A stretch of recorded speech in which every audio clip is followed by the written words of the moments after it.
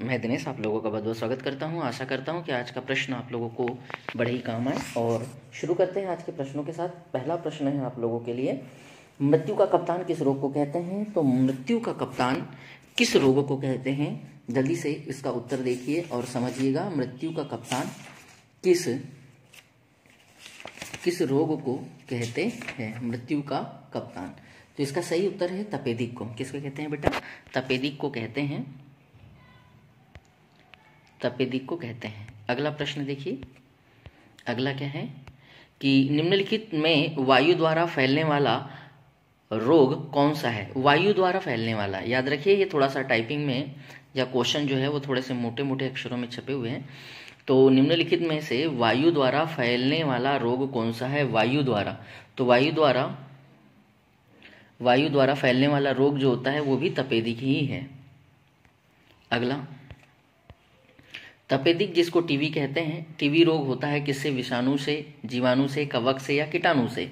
तो इसका सही उत्तर जो हो जाएगा 3 का सही उत्तर हो जाएगा जीवाणु से। किससे बेटा? जीवाणु से। अगला, निकट दृष्टि दोष कौन सा दोष है? निकट दृष्टि दोष। निकट दृष्टि दोष को दूर करने के लिए किस प्रकार के लेंस का चश्मा लगाना चाहिए? तो इसको लगाना चाहिए अवतल लेंस। कौन सा लगाना चाहिए बेटा? अवतल लेंस लगाना चाहिए। कौन सा लगाना चाहिए? अवतल लेंस। अगला, जुकाम, छींके, खांसी तथा ज्वर ये लक्षण होते हैं, किस चीज के लक्षण हैं? ये पूछा गया है। तो ये है इन्फ्लुएंजा के। काय के हैं बेटा? इन्फ्लुएंजा के हैं। अगला, राष्ट्रीय संक्रामक रोग संस्थान कहाँ पर है? राष्ट्रीय संक्रामक रोग संस्थान कहाँ पर है?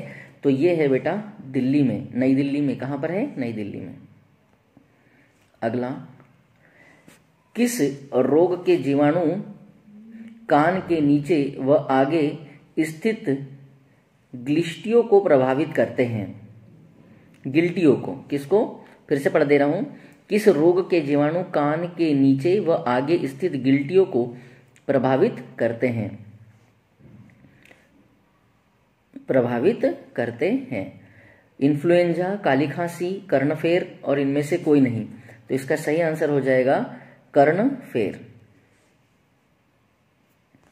अगला प्रश्न, रक्त अल्पता रोग किस खनिज लवण की कमी से होता है? रक्त अल्पता लौह अयस्क या लौह तत्व की कमी से होता है। अगला प्रश्न देखिए, भोजन में आयरन लोहा की कमी से कौन सी बीमारी होती है? तो सभी को पता है, अभी थोड़ी देर पहले देखा था, रक्त अल्पता। अगला क्वेश्चन, आंखों को स्वस्थ रखने के लिए कौन सा विटामिन सहायक होता है? Vitamin A. कौन होता है? Vitamin A. अगला प्रश्न है, शरीर में रक्ताल्पता की बीमारी का नाम क्या है? एनीमिया। क्या नाम है? एनीमिया। अगला देखिए,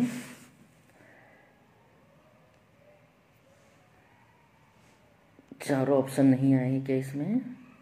एक सेकेंड, नहीं चारों ऑप्शन नहीं आ पा रहे हैं। चलिए कोई बात नहीं, 3 से ही काम चला लीजिए, क्योंकि इसका आंसर जो है पहले पे ही छिपा हुआ है, इसलिए बता दे रहा हूँ। हिमालय की तराई के निवासी आयोडीन का प्रयोग करते हैं, है ना? क्योंकि हिमालय की तराई के निवासी आयोडीन का प्रयोग कहते हैं क्योंकि गलकंड या घेंगा रोग से बचने के लिए। किसे? गलकंड या घेंगा रोग से बचने के लिए, जिसे ग्वाइटर भी कहते हैं, घेंगा रोग को। अगला प्रश्न, हाँ थोड़े बड़े बड़े प्रश्न हैं। शरीर में ऑक्सीजन की पूर्ति किसके माध्यम से होती है? शरीर में ऑक्सीजन की पूर्ति किसके माध्यम से होती है? तो वो होती है लाल रक्त कोशिकाओं से। किससे होती है? लाल रक्त कोशिकाओं से।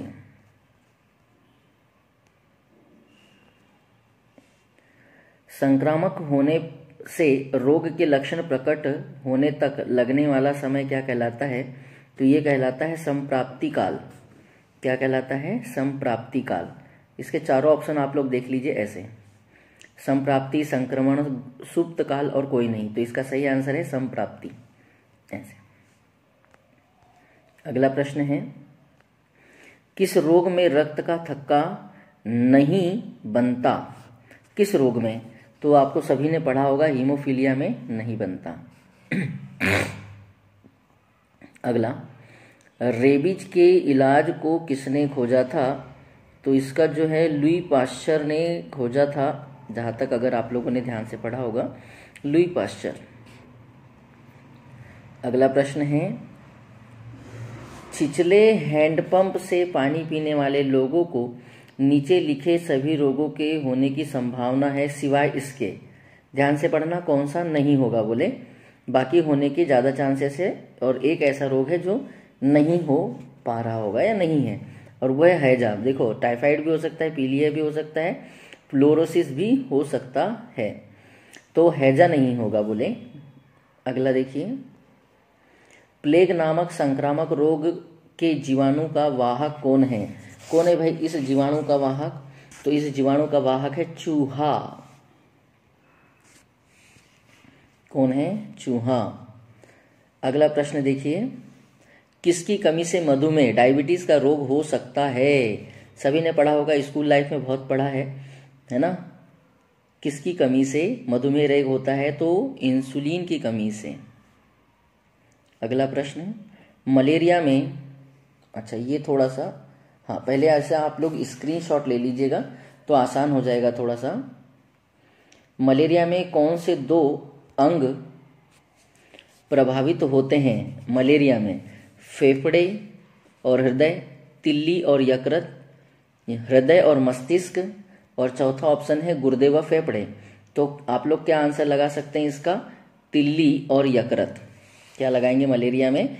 तिल्ली और यकृत। अगला प्रश्न देखिए, सूखा रोग, रिकेट्स जिसको कहते हैं, सूखा रोग किस अंग की बीमारी है? बताइए भाई, हड्डियों की, ऊतकों की, पेशियों की या रक्त की? तो ये जो रोग है ये है हड्डियों की। किसकी है भाई? रिकेट्स, हड्डियों का। अगला प्रश्न है, हार्ट अटैक का कारण क्या है? हार्ट अटैक का कारण ज्यादातर कोलेस्ट्रॉल ही माना जाता है, कोलेस्ट्रॉल, है ना? अगला देखिए, अगला प्रश्न ये कहता है कि निम्नलिखित में से कौन सा या निम्न में से सामान्य टीकाकरण द्वारा बचाव न होने वाली बीमारी कौन सी है? टीकाकरण द्वारा बचाव न होने वाली बीमारी कौन सी है? तो इसमें ऑप्शन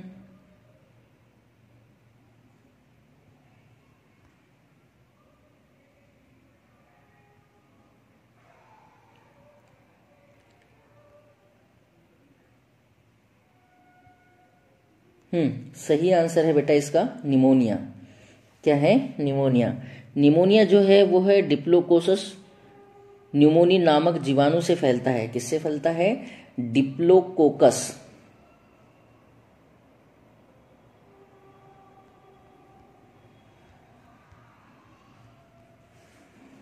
डिप्लोकोकस न्यूमोनी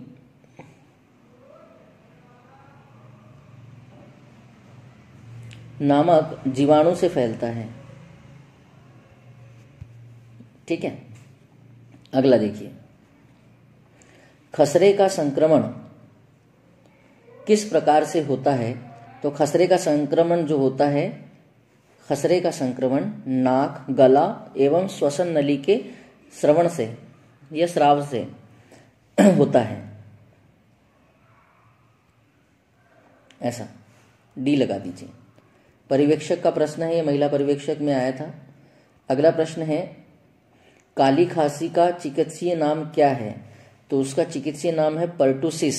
क्या है बेटा? पर्टुसिस। यह भी पर्यवेक्षक में आया हुआ प्रश्न है, ये देखिए 2014 में। ग्लूकोमा बीमारी किस अंग से संबंधित है? ग्लूकोमा आंख से संबंधित है। किससे संबंधित है? आंख से संबंधित है। कंजक्टिवाइटिस भी आंख में होने वाली एक बीमारी के नाम से जानी जाती है। अगला है खसरा के फैलने से बचने के लिए अति आवश्यक सावधानी कौन सी है? खसरा से, तो इसके लिए कहा जा सकता है खसरा से बचने के लिए अति आवश्यक सावधानी जो है वह है रोगी को अलग रखना। क्या है बेटा? रोगी को अलग रखना। रोगी को समय समय पर खिलाते पिलाते रहना, रोगी को प्रकाश से बचाना, रोगी के कमरे की खिड़की या रोशनदानी को खोल देना नहीं, रोगी को अलग रखना।